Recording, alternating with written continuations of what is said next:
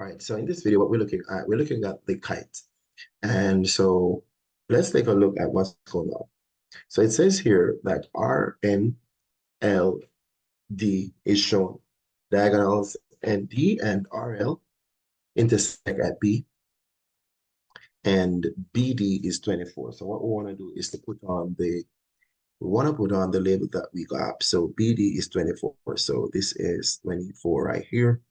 And we got that RB is 15. That means right here is 15.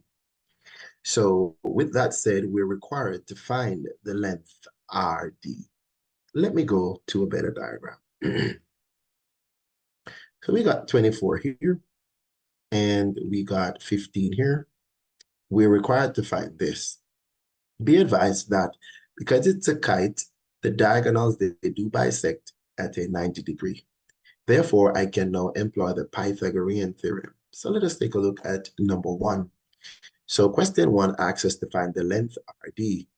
We could say that RD square, which is the hypotenuse side, is equal to 15 square plus 24 square.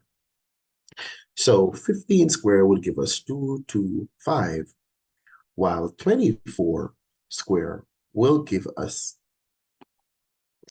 let's see what we get.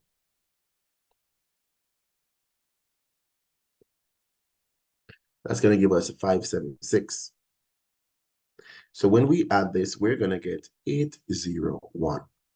So RD is to take the square root, and the square root of that, 1dp, would have given us 28.3. What that means is that this distance here is 28.3 units long. So that's question 1. Let us take a look on the second question. So the second question wants us to find NR, but this time we're given NB, and NB is here, which is 12. Let's put that on. So we got NB, which is 12 this time, right? So NB is 12. And we're asked to find NR. So question 2 wants us to find the length NR. Again, if you take a look, I could highlight this. This 15 is a part of the triangle that we're going to use. Take a look. So this is a right triangle again, and I need the hypotenuse side. So I'm going to use the Pythagorean theorem, just like question 1. That means NR square is going to equal to 12 square plus 15 square. 12 square will give us 144, and 15 square will give us 225. Let us find the sum of that. It's going to give us 369. So the square root will take us to NR, and that is going to give us 19.2. So at this moment, we have 19.2, 19.1. Let us see the exact measurement. The square root of 369, 19.2. So here it is that we have 19.2 right here. This side is 19.2. All right, let's take a look at question 3. Question 3 wants the perimeter of the whole thing. All right, let's take a trip. We intend to find the distance along the boundary of this kite. Now, with the kite, we have some congruent sides, and they are as follows. This side here is congruent to this one, and this one is congruent to this. So because of that, this is going to be 28.3, and this side LN will be 19.2. So what question 3 wants us to do is to sum this up. So we could simply double 28. So we could say 2 times 28.3 plus 2 times 19.2. So we want to put that together, work it out, and we're looking at 95.02.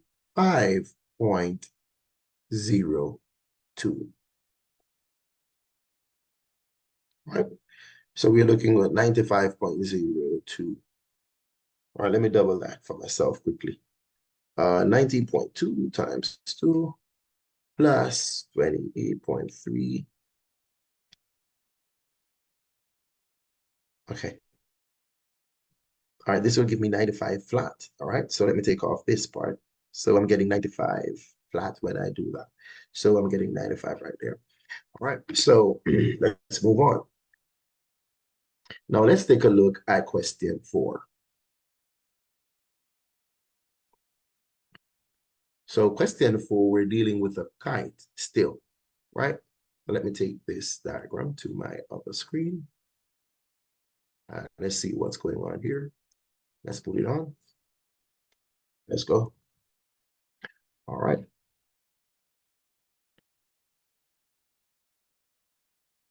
So there's my other screen. All right, so that's for question 4. Let's go back to the question. So it says to us that we have a kite, MRNW, and we have the angle here. So this angle, the measure is at M, so it is RMN, RMN. So they gave us this, which is going to be 5x minus 17. Let me put it on. So we were told that this is a 5x minus 17 right there. And let's go for what else we got. We got MRN, MRN. So we got this, all of that, which is 11x plus 13. Let's go back for this. This is 11x plus 13 for all of that. Let's see what else. We got W and M. So W and M. So we got this to be 3y minus 2 right here. What else do we got? And we got, okay, we got 112 right here. Right here. Now, let's put this on. The beautiful thing about the kite, all right, is that, so we're asked in question 4 to find the value of angle x, not angle x, the value of x. So we want to find the value of x, right? Value of x, that's what we want to find here. Now, here is a quick thing that we need to take note of. These two angles that are opposite to each other are always congruent, right? These ones, not these. These are not congruent down here, but these other two here are congruent. So you could see what's going on. Because they're congruent, we're able to take them and equate them. So we could say 11x plus 13 is equal to 112 because they are congruent. From here, we want to solve. So we want to take away 13 from both sides. So we're left with 11x, which is now equal to 199, right? So if I divide everything by 11, then x is equal to 9. So there it is. We have found a value for x, and that's for question 4. So x is equal to 9. Now, let's see what else they want. So they want us now to find, in question 5, we want to find the value of y, and they want us to round off our answer. And this is if necessary. So let us look for y. All right, now that I know the value of x, I could explore this. There are a number of things I can do. So I could just put on stuff. I could find the real value here. Because remember, so I'm at number 5. I'm trying to find the value of y. But there are diverse ways to get there. I'm just going to get there one way. I am suggesting that because I know the value of x, I can now introduce x here and find the value right there in that corner. So I'm just going to find the angle right there. So 5 times 9, and then I'm going to take 17. 5, 9 is 45, take 17. This is 28. So what this is suggesting that this is 28, right? And if that is 28, it means right here is also 28. Also, what we can do more there, because this is actually right here is actually 90. Right here is 90. Right here is 90. Right here is 90. So we could go and go on because remember they intersect at right angle. So if I'm focusing on this here, I'm just saying if, because I could focus on any piece, then I could put it together to know what this is. And then I'll know what this piece is. And then I can get to my Y. So there are many ways. So let us just fill out this, right? We just explore this. So I'm gonna, using this triangle that I highlighted right here. So I'm gonna say 28 plus 90, right? If I take that, if I take this sum, if I subtract that from 180, it's gonna give me this piece, right? So 28 plus, so this is subtracting 100 and probably 18. Let me just make sure it's 118 still. So 90 plus 28, just to make sure, it's 118. So if I take that from 180, it's telling me that this is 62. Remember that they told us that everything was 112. So what it means then that this part is 50. So now I could get to Y easily because if this is 90, then I could take this out and say 3y minus 2, which is this angle. If I add that to 50 plus the 90 in the corner, then this should give me 180 degrees. I shift the screen a little bit to the left. So this is going to give me 180 degrees for that triangle. So then, if I put it together, right? So we're talking about 90 plus 50, and then we'll take 2 from that. That's 138. So 3y plus 138 is equal to 180. So if I subtract 138 from both sides, I'm getting that 3y is 14. 3y is 42. And if I divide this by 3, then y is 14. And I'm not saying this is the only way we could have worked it out. I'm just saying this is one of the ways we could have gotten to y right now, right? But there are many channels that we could take in the interest of time. I'm just going to move. So y is actually 14 right there. Now let us take a look to question 6. Let's see what question 6 has to offer. So question 6 is saying, what is the measure of the angle RNW? RNW. Let's go back to that RNW. RNW, RNW. So we're talking about all of this angle right here. Well, there are a number of things that we could do. Let's clear up this diagram one more time. Let me take off the unnecessary things that I don't want. So I'm going to put back just what I need. Remember, we just realized that right here is 50. If right there is 50, then right here is also 50. Because remember that this triangle here is isosceles. Why? Because this side is the same as this side. So whatever angle I have here is going to be this angle. Because the angle that is different is going to be where the two congruent sides intersect, which is at N. So all I'm going to do there for number 6 is that I'm going to have 180 and I'm going to add 50 plus 50 and I'm going to take that sum from 180 degrees. So basically, we're talking about 80, right? Because 180 minus 100 is 80. All of this angle here is 80 degrees, right? So it's 80 degrees. What I'm suggesting is, I'm not saying this is the only route. I have multiple ways that we could do it, just showing you one of the ways. Let's go to number 7. Let's see what number 7 says. Number 7.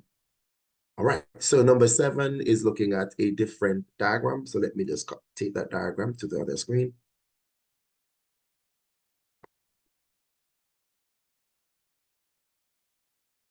All right, let's do this. Let me blow this up big for us. All right. Yeah, we could work with that. All right.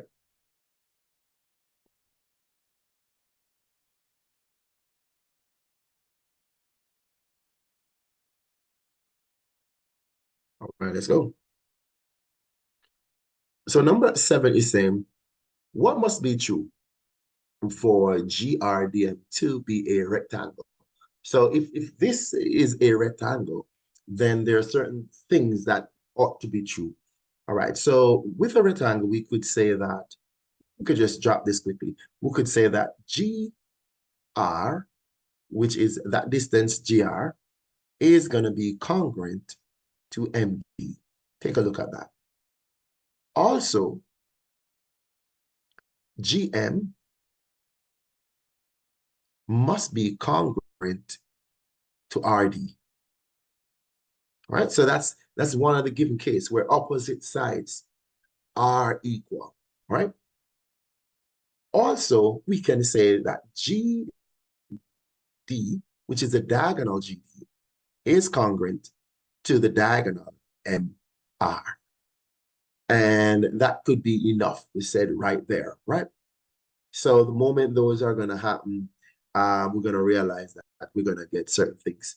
So these are key features that we definitely know. So the opposite sides are congruent, and then the diagonals are congruent, and that will tighten up the fact that the rectangle will just appear. All right, let's keep going. Let's keep going. All right, so we're looking at, so it says, given DZ,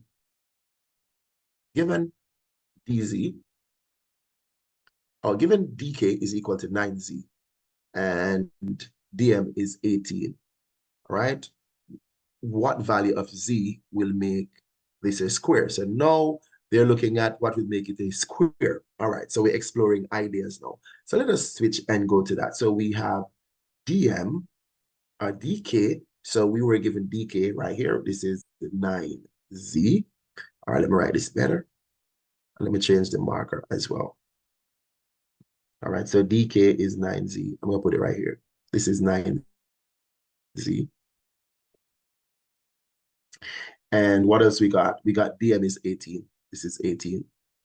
And then that's it. So what value would have made, what value of Z could make this a square? Well, if this is a square, remember now, a square says that the diagonals are the same. They intersect at 90 degrees. So this is all 90 degrees going there. And all the pieces here from the intersection to the vertices, they're equal. So what I'm saying is you could see where this is going to equal to that, which is equal to that, which is equal to that, because this is a square and this happened to a square. So what this is suggesting that this is also 9Z. Therefore, if this is a 90 degrees, because the diagonals do intersect at 90, I could now make myself a nice equation where I could now solve. So this is question 8, I believe. All right, so take a look. On this basis, I could say 9Z square plus 9Z square is equal to 18 square. So you could see the Pythagorean theorem coming out again, and the hypotenuse is across from the 90 degrees. So this becomes 81Z square plus 81Z square, and it's going to equal to 18 square. So let us square 18 and see what we get. That's going to give us about 324. So with this said, we could just organize ourselves here. So this is, we're looking at 162Z square. So I'm adding 81 and 81, and we get 162. The Z square remained. So now you could see how we could get towards the Z, right? So now I'm going to divide both sides by 162, as you could see. So we're talking about 324 divided by 162. And definitely you're seeing that Z square is equal to 2. So Z would have meant that you're going to have to take the square root of both sides. So Z itself is equal to the square root of 2. All right. And if we want to go further, the square root of 2 is seen as 1.41, right? So we could stop there. So basically, why am I going here? They did not tell me to leave it as a radical. So if I'm forced to leave it as a radical, I would have left this as the answer, but I was not told. So I'm just taking my chances right there. So 1.41 is good. Also, root 2 is a good answer. Now let's see what else it is that they want from question 9. Question 9 says, given GD dm is a square, so we're still accepting it as a square. What is the value of rm?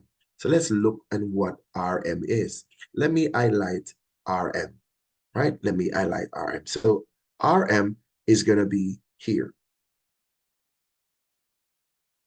Now, definitely, we're seeing that 9z is still 9z here because the diagonal of a square, when they bisect, we have all congruent pieces. So then at number 9, I could tell you that RM,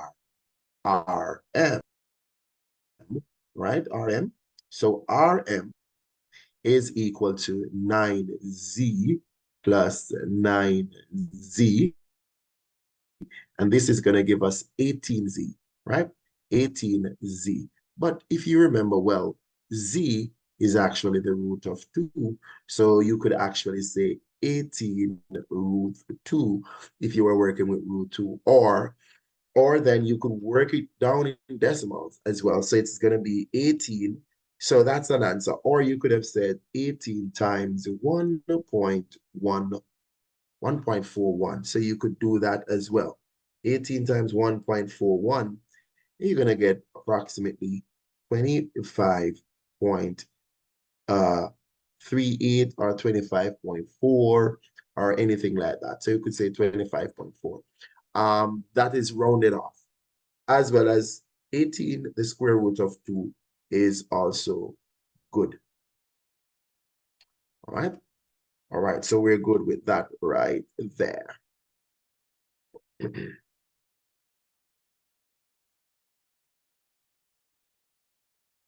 All right. Let's keep going. So that's number 9.